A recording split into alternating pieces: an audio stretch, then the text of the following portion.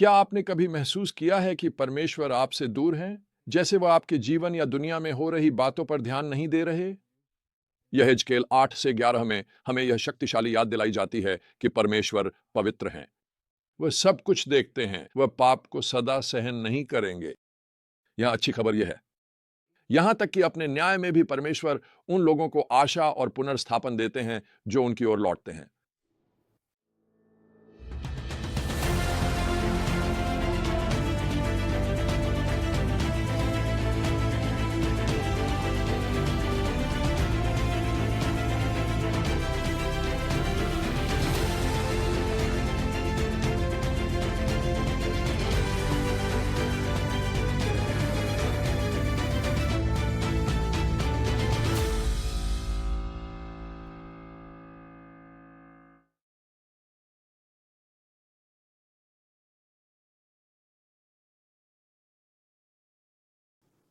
आइए यहेजकेल द्वारा देखे गए अद्भुत दर्शन में गहराई उतरे।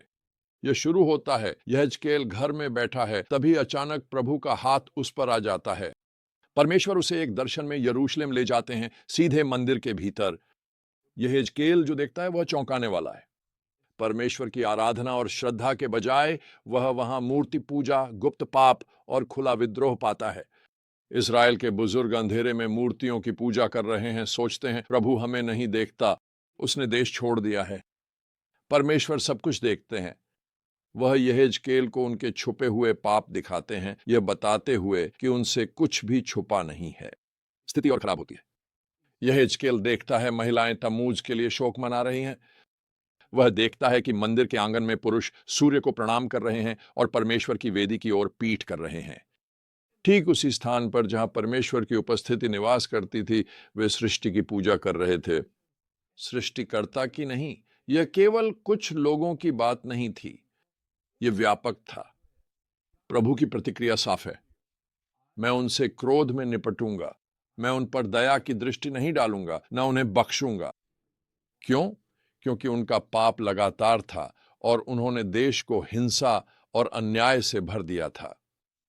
न्याय के बीच भी हम परमेश्वर की दया देखते हैं। यहेजकेल 9 में परमेश्वर एक लिनन वस्त्र पहने व्यक्ति को भेजते हैं जो यरूशलेम में घृणित पापों पर शोक करने वालों के माथे पर निशान लगाता है।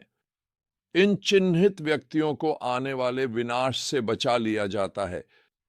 यह दिखाता है कि परमेश्वर कैसे धर्मी और दुष्ट में अंतर करते हैं, और जो लोग व्यापक पाप के समय भी उनके प्रति विश्वास योग्य रहते हैं, उनकी रक्षा करते हैं।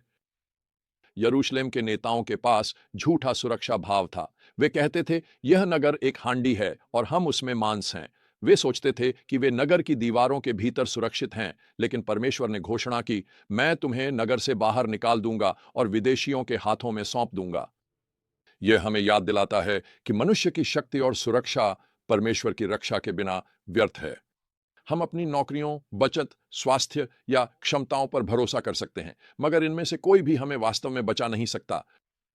लेकिन यहीं पर कहानी शक्तिशाली मोड़ लेती है। जब परमेश्वर न्याय घोषित करते हैं, तब भी वे आशा देते हैं। यहेजकेल 11:16 से 20 में परमेश्वर अपने लोगों को निर्वासन से वापस इकट्ठा करने और उन्हें नया हृदय, नई आत्मा देने का वादा करते हैं। वे कहते हैं, मैं उनका पत्थर जैसा हृदय निकाल दूंगा और उन्हें मांस का हृदय दूंगा। यह शास्त्र के सबसे सुंदर वादों में से एक है। परमेश्वर केवल पाप को दंडित करना नहीं चाहते, वे दिलों को बदलना चाहते हैं।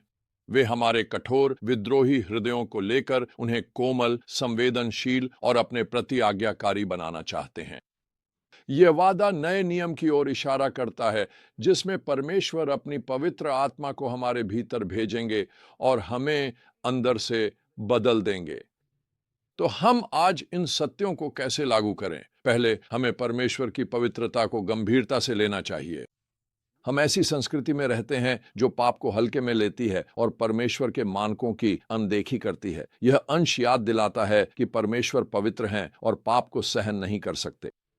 हमें अपने जीवन की जांच करनी चाहिए और पूछना चाहिए कि क्या ऐसे क्षेत्र हैं जहां हमने परमेश्वर से मुंह मोड़ा है या छुपे पाप हैं जिन्हें स्वीकारना चाहिए। मैंने सीखा है कि गुप्त पापों का विषय हर मसीही के लिए सबसे महत्वपूर्ण मुद्दों में से एक है। हमें ईमानदार और पारदर्शी होना चाहिए। परमेश्वर सब जानते और देखते हैं, लेकिन वे हमारे पाप स्वीकारने और पश्चाताप का इंतजार कर रहे हैं। उन बुजुर्गों की तरह मत बनो जिन्हें लगा प्रभु नहीं देखते। प्रकाश में जियो, जानते हुए परमेश्वर सब कुछ देखते हैं। हमें पवित्रता में जीने को बुलाते हैं। दूसरा, हमें अपनी ताकत नहीं बल्कि परमेश्वर की सुरक्षा पर भरोसा करना चाहिए। यरूशलेम के नेताओं की तरह हम भी आसानी से अपनी संपत्ति या क्षमताओं पर भरोसा करने के जाल में फंस सकते हैं, लेकिन सच्ची सुरक्षा केवल परमेश्वर में ही मिलती है। अंत में हमें नया हृदय अपनाना चाहिए जो परमेश्वर हमें देते हैं। यदि आपको लगता है कि आपका हृदय कठोर या परमेश्वर से दूर हो गया है, तो उसकी प्रतिज्ञा याद रखें। वह आपको नया हृदय और नई आत्मा दे सकते हैं जो उसके प्रति कोमल और संवेदनशील हो। यहेजकेल 8:11 हमें याद दिलाता है कि परमेश्वर पवित्र, न्यायी और सर्वशक्तिमान हैं। चाहे हम कितनी भी दूर भटक गए हों, वह हमेशा हमें क्षमा करने, पुनर्स्थापित करने और बदलने को तैयार है। यदि आप संसार की अव्यवस्था या अपने पाप के बोझ से दबे महसूस कर रहे हैं, तो याद रखें कि परमेश्वर अब भी सिंहासन पर हैं। वह अब भी सब कुछ नियंत्रित कर रहे हैं और वह आपको उस पर विश्वास करने, उसके लिए जीने और अपनी आशा उसी में रखने के लिए बुला रहे हैं। वहीं पर सच्ची सुरक्षा और शांति मिलती है।